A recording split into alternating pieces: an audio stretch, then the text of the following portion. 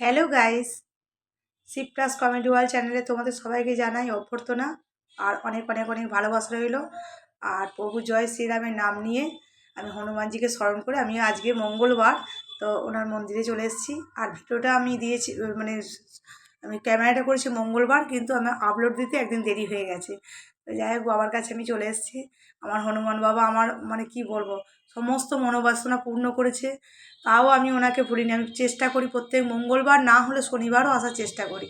আর এসে একটুখানি ওনার চরণে সিঁদুর চড়াই, লাড্ডু আর কলা সঙ্গে নিয়ে আসি, আর একটু ফুল।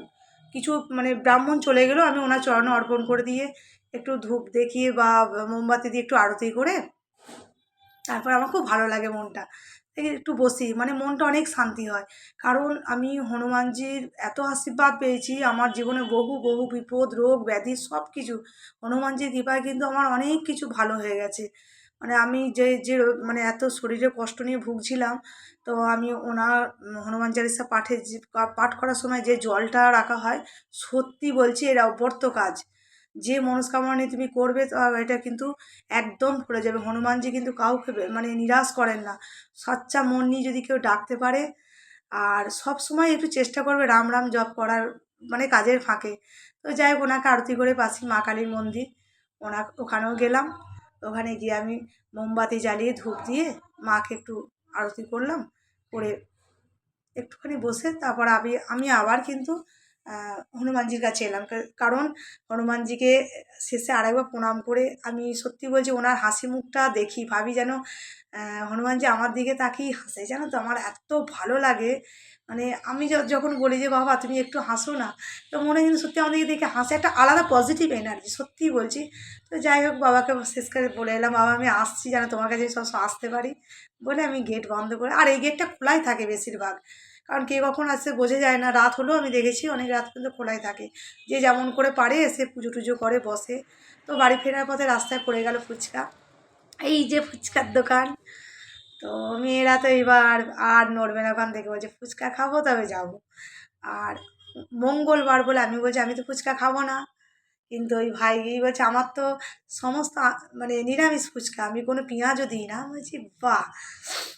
আমার ছোটো মেয়ে আর বড় মেয়ের মুখে কি হাসি, ছোটো মেয়ের মুখে খুব হাসি, ফুচকা খাচ্ছে একটু ঝাল ঝাল লাগছে, কারণ ওর মুখটা একদম রুচি ছিল না, দুদিন আগে শরীর খারাপ হয়ে মুখটা একদম নষ্ট হয়ে গেছিলো ফুচকাটা খেয়ে। আর মাথায় কপালে আবার হনুমানজি টিকা পরিয়ে দিয়েছে, আমি আর বলছি বড় করে দাও টিকাটা সবাই যেন দেখতে পায়। আচ্ছা, মন্দির থেকে এসে ফুচকার দোকান, বলছে হ্যাঁ ঠিক আছে, একটু মন্দিরে গিয়ে তারপর ফুচকা টুচকা খেয়ে বাড়ি গেলে ভালো লাগবে। তো দু বোনে ওরা খুব মজা করে ফুচকাটা খাচ্ছে, আর আমি এদিকে ক্যামেরাটা করছি আর ব্যাগগুলো আমি ধরে আছি।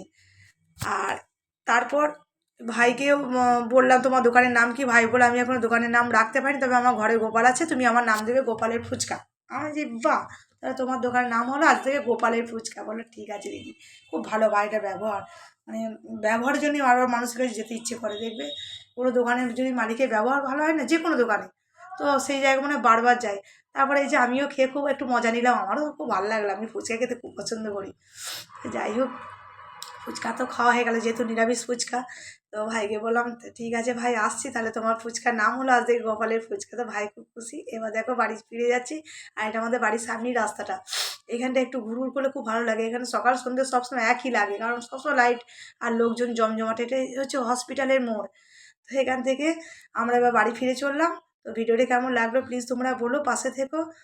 এইটুকুই, টাটা, বাই, ভালো থেকো।